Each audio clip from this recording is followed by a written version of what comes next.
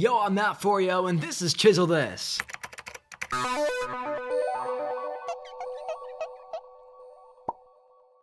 Okay, normally on Chisel This, we walk through the entire video that we're reviewing step by step.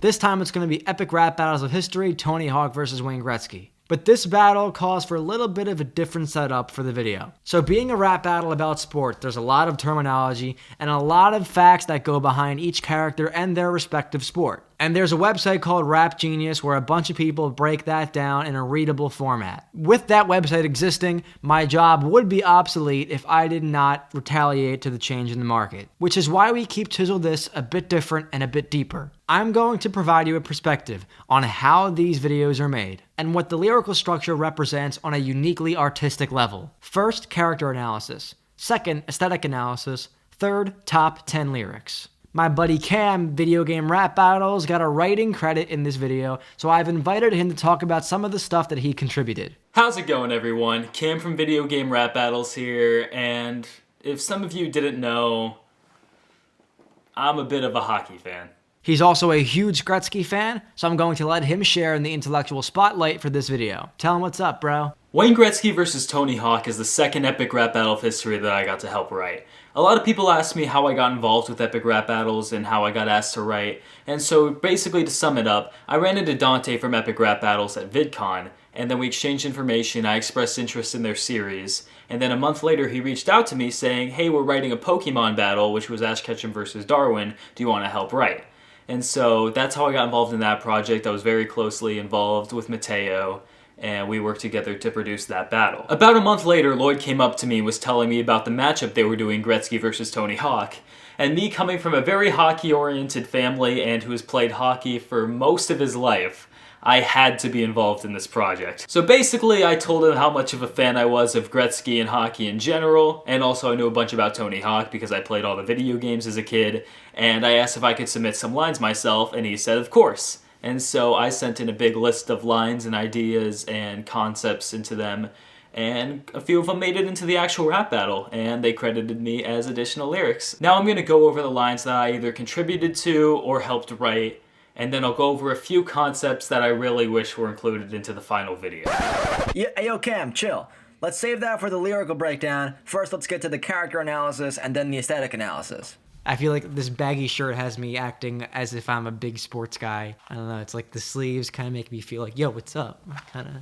It's Tony Hawk, the sickly looking normal dude with super skating powers. This is encapsulated perfectly by the purposefully dull animation on Peter's face throughout his whole acting performance. This is what Tony Hawk represents on a grand scale. He's a normal guy, just like you, the fan, except he has a gross amount of vigor and talent. He has the demeanor that makes skating, and in this scenario, rapping, look rather simple. It's easy to do. You can do it too. Just try. That's part of the appeal that captured the hearts of many. You can be just like me if you put the time in. He mobilized kids across the world with this persona, and it's captured here. It's like, I don't really have to be here right now. And I would like to commend ERB for curing the Lance Armstrong syndrome. One of my favorite battles lyrically is Lance Armstrong versus Babe Ruth. But things that ERB needs to do in reusing the same actors for different characters is find unique ways to make each iteration different from the others. Some characters carry an ace in the pocket. For example, Ivan the Terrible allows the excuse to add fur covering his face and his entire wardrobe. Some characters have wigs that do all the talking. Somebody like Tolkien, how do we make him look unique? Well, we give him aging spots on his face. We make his hair look like it's receding. Lance Armstrong doesn't look too different from the original Nice Peter, and neither does Tony Hawk. But they do carry some usable cards in their pockets, and one of those is the helmet. With Lance, they sparingly use the helmet and the sunglasses figure only in the backdrop. So for the most part, you feel like it's Nice Peter rapping more than it's Lance Armstrong. But here, they use a perfect balance of Helmet Hawk and Hair Hawk to keep that character unique looking and distinct from the actor himself. They make good use of the cards that the character deals, and it's awesome. They do the same for Wayne Gretzky. And it may be weird to see Zach Sherwin play the tough guy for once, but the real Gretzky was not much of a tough guy to begin with. He rarely got in his own fights. So they add that pinch of playful cockiness that keeps the acting unique. He's the younger representation of a man in his prime with the mullet to prove it. Gretzky brings the mullet card to the table to keep that character unique. Now there's a lot of aesthetic decisions made in this battle, so let's roll right into it. First off, we're in this geometrically pleasing landscape of these 3D carved slopes in a skate park, and we have some interesting things happening in the clouds back there. We've set a color tone for this side of the matchup, and it's this burgundy grayish tone. We see it in his hair, his eyes, his shirt, skateboard, skate floor, and the sky complements it all. Then we get thrown into this cartoon-esque world with grunge textures, cardboard cutouts of buildings, and the animation style that brags about its frame rate by bouncing all over the place. Does anyone know if there's a name for that? This is a direct artistic iteration of Tony Hawk's American Wasteland. And it's really cool to see them taking the anti-lazy way out, in creating something that you wouldn't necessarily think is needed, but when you see it, you say it's totally worth it. Now Gretzky comes in. It's nothing too special visually here, it's what you expect from a hockey rink, but where they go above and beyond is the scoreboard. If you follow it throughout the whole video, it displays a time ticker and even interacts with some of the lyrics that Gretzky says. The only woman in the world for wear. They've choreographed the gloves coming off and made sure that that sequence remains consistent. He clearly takes them off and it gets them back on at a certain point, and there's no inconsistencies of him wearing them or not wearing them in places he's not supposed to. Throughout his verses, they utilize classic hockey sound effects.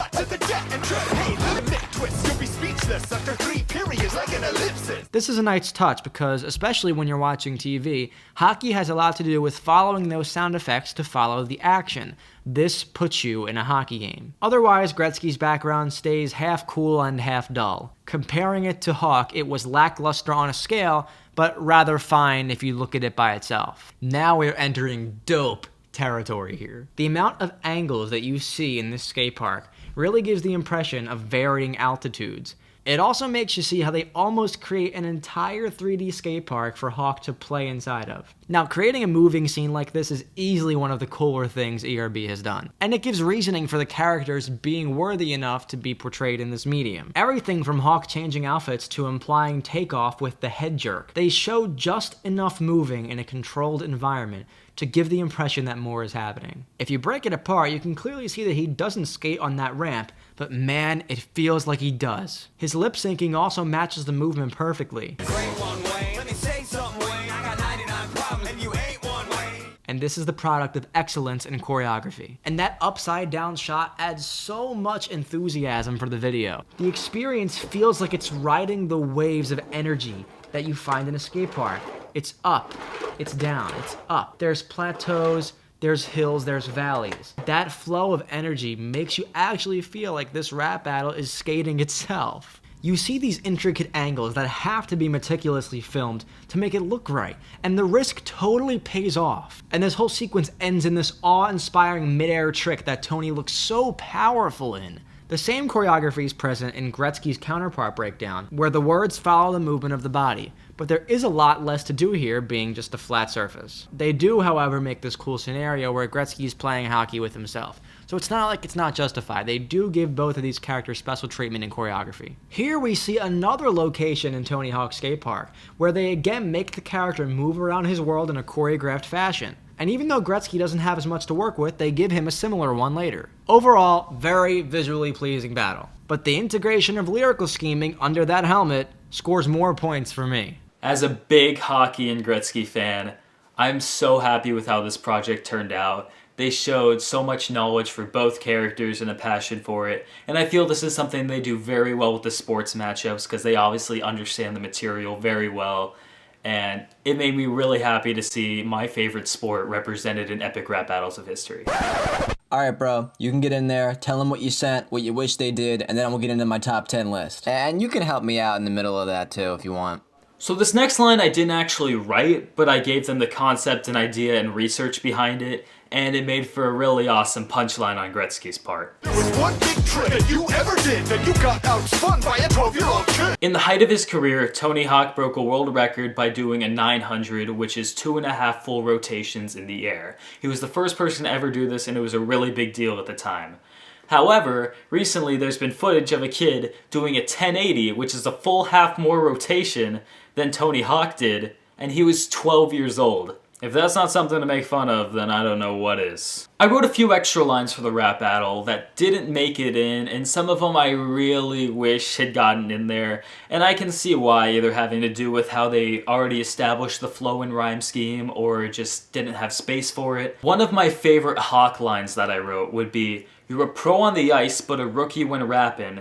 Now I see why the Rangers demoted this captain." Wayne Gretzky was the captain, which means essentially the leader of the team. Every single team he was on, except for his last team, which was the Rangers. So this is after Gretzky has already won 4 Stanley Cups and was deemed one of the greatest players of his era, and the team still didn't make him the captain. Also, there's some Army lingo in there, Rangers demoting a captain. I really wish they'd made a diss on Gretzky's later years. After Hawk and Gretzky both retired professionally in 1999, Hawk continued to do all sorts of skating stuff. He still skates to this day and is making videos about it. Gretzky went on to coach the Coyotes, which were a terrible team under his coaching, and they never won a championship under him, and they went into bankruptcy, which caused him to retire from that team. Also, Gretzky is famous for one big quote: "You miss 100% of the shots you don't take," having to do both with taking a shot in hockey and taking an opportunity in life.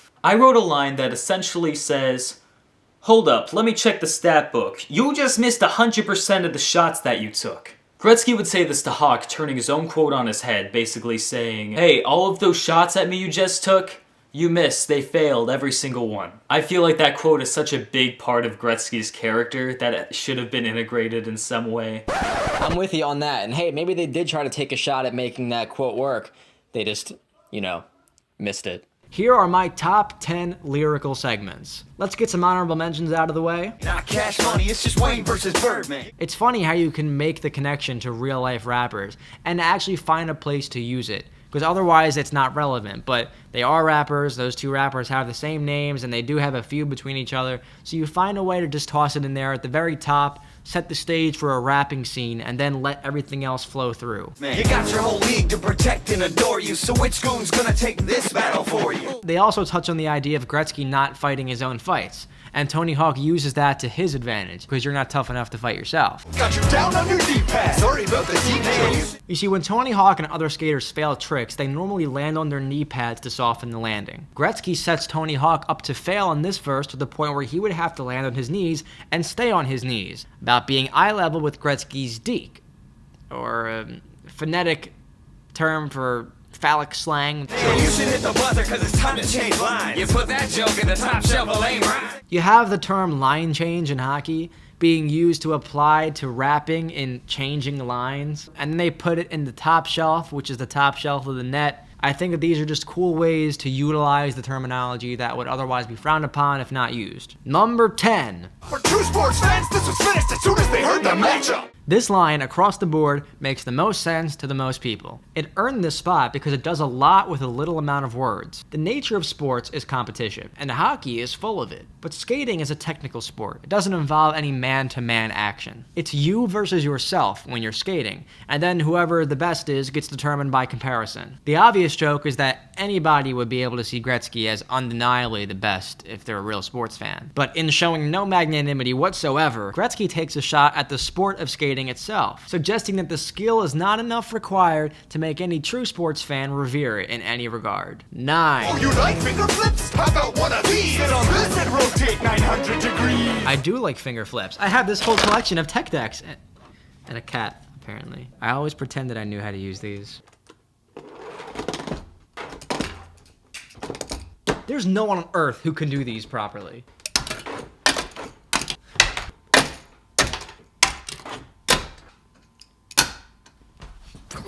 In what could have been a ditch effort to make a flip the bird joke on Birdman, they boil it down to the comparison of the finger flip skate trick and a finger flip FU joke. But he also tells him to take it up the you-know-what and spin as much as he does in the trick, bringing many mechanics together to make a rather vulgar but aesthetically pleasing sex joke. 8. Tell kids around the world that there's nothing they can't do. Put more souls into skating than surveying too.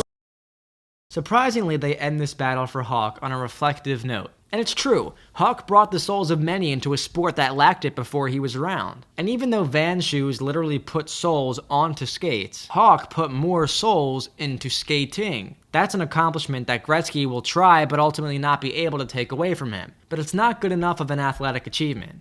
Which brings us to 7. Tyler, let's talk about athletic achievements. You and I have so many world records between us. 184. That's plenty of them.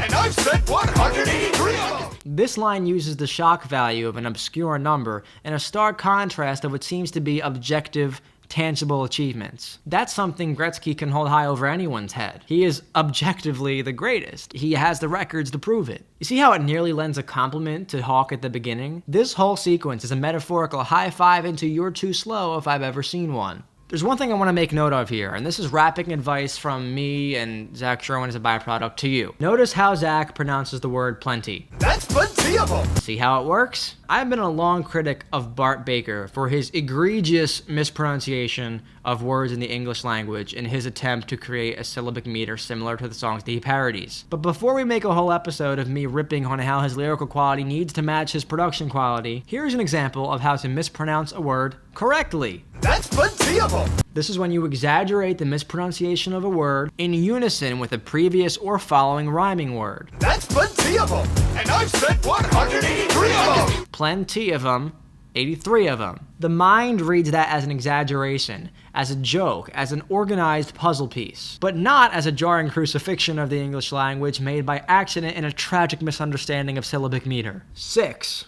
I'm the greatest ever when I play hockey, but on the microphone I don't play hockey. The unique writing style of ERB shines so much in this battle, and you can see it here especially. And it's so simple too. They find uniqueness in uniquity, if that's a word. The matchup itself has some wordplay involved, and part of that can be tacking one letter to the end of Hawk's last name to phonetically create the pronunciation of the sport that Gretzky plays. It's either a higher level thinking or a giggling group of guys tacking the cute letter Y to the end of a surname. 5. Hey, let me tell you what putting a puck in the net's worth. Double what you banked in bucks. Check my net worth. And my hot wife, the only woman in the world for wear. You're under Fort Wayne. Talk about the X Games. They go for the less obvious ways to make connection in lines like these. Net worth, net's worth. That's classic Zach Sherwin word manipulation. And they connect this to another harsh diss. Hawk's polygamy and X Games is a lyrical match made in heaven, and is an observably better match than the first 3 wives he had.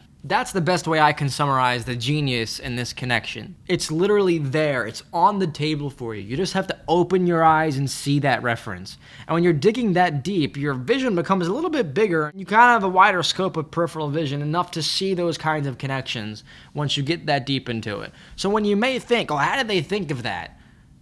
They're probably thinking the same thing, but in reality, it's being deep enough to the point where all of those pieces are accessible to you and you can pull them all together. For you, Great one, Wayne. Let me say something, Wayne. I got 99 problems and you ain't one, Wayne. and all the hype of the writing staff scrambling to make a good joke for Wayne Gretzky's nickname, the Great One, might get a little too obvious at a certain point, a little bit too forced. But then you say, what if we downplay the importance of that whole nickname? You know, instead of making it a heavy-hitting punchline that people will expect, we can say those words outright, Great One Wayne, and imply a double meaning that way. And that's done here in such a passive way to make an otherwise complicated joke easy and even more effective. 3. I'm the dude who blew up extreme sports. That nose looks like you've seen some extreme snorts. I mean, look at that thing. That slope is gigantic. Even I wouldn't fly off a ramp that Titanic. All the ice underneath you will get melted into water. When I hit you with a trick that's even hotter than your daughter. Okay, there are layers in this lyric sequence. Let's just break this down first. I'm the dude who blew up extreme sports. Nose blind. That nose looks like you've seen some extreme snorts. Extreme sports belittled to extreme snorts. I mean, look at that thing. That slope is gigantic. Slope of a proboscis compared to a skating slope. Even I wouldn't fly off a ramp that Titanic. Places personal level of achievement high, but the exaggeration of nose size even higher. Titanic is an adjective that means very large. The Titanic was a very large boat that struck an even larger iceberg. The ice underneath you will get melted into water. They bring ice into the lyrics immediately, but in a different context. Create imagery of the ice melting, and subject Gretzky to the impending doom of it. When I hit you with a trick that's even hotter than your daughter. Justify ice melting by using typical hot rap lingo. Make that lingo a comparison that adds another diss as a cherry on top. You know, some of these things come naturally,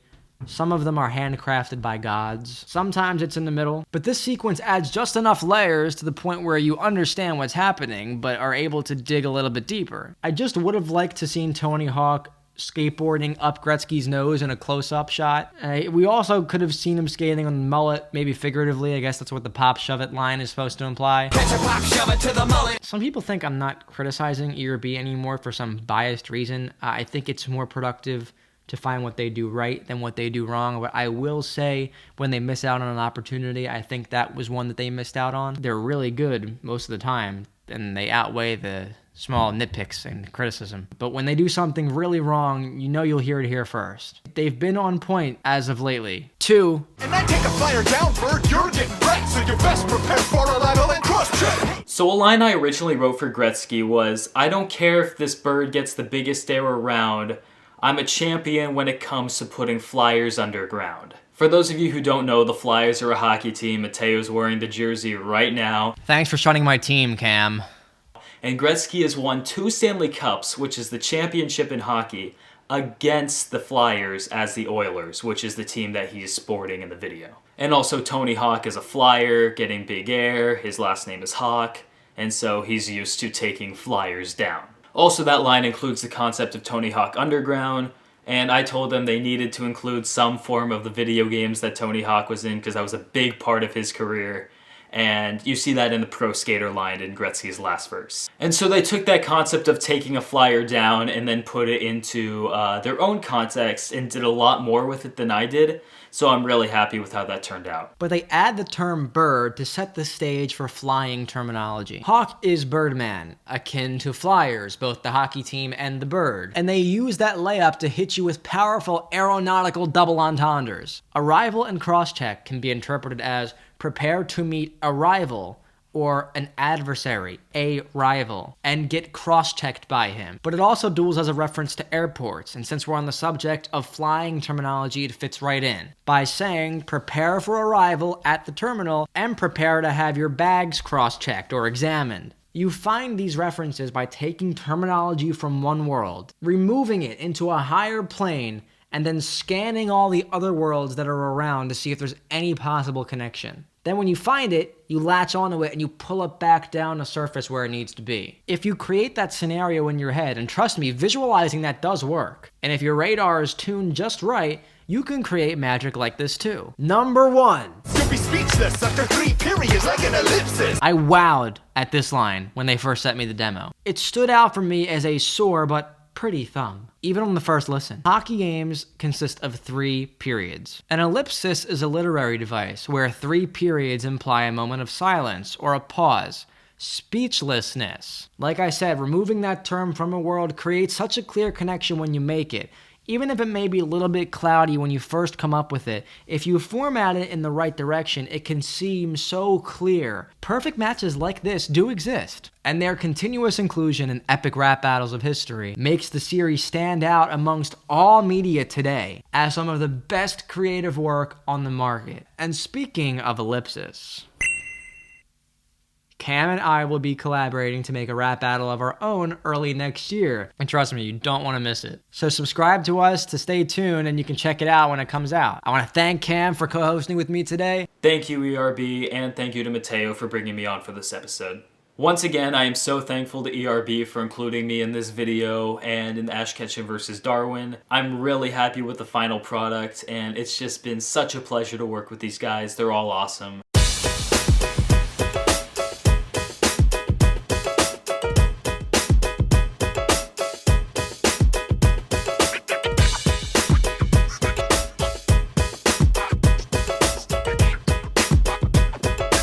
And we may be cross-country rivals, but I have the better jersey. Make sure you stay tuned to this channel into 2017 as we review more things, as we make new music that expands to a broader audience. And I'm going to be producing a new rap album of regular rap music, philosophical rap music, stuff you can dive into, stuff you can jam to. It's called Foreignology. It's the process of the way Forio thinks, and it's going to be out next year, 2017. For now, check out the raps I have uploaded. Even if you don't think they might appeal to you, trust me, there's a message in there for everyone. I'm Matt Forio, and that's all Forio today. And of course, we got one more The showcase battle is the leaders of Team Aqua and Team Magma. Alpha Sapphire. I've seen a thicker plot line in Sharknado. Damn it. I've seen a sharper bite come from Captain Crunch. Yo, shout out to Captain Crunch, though.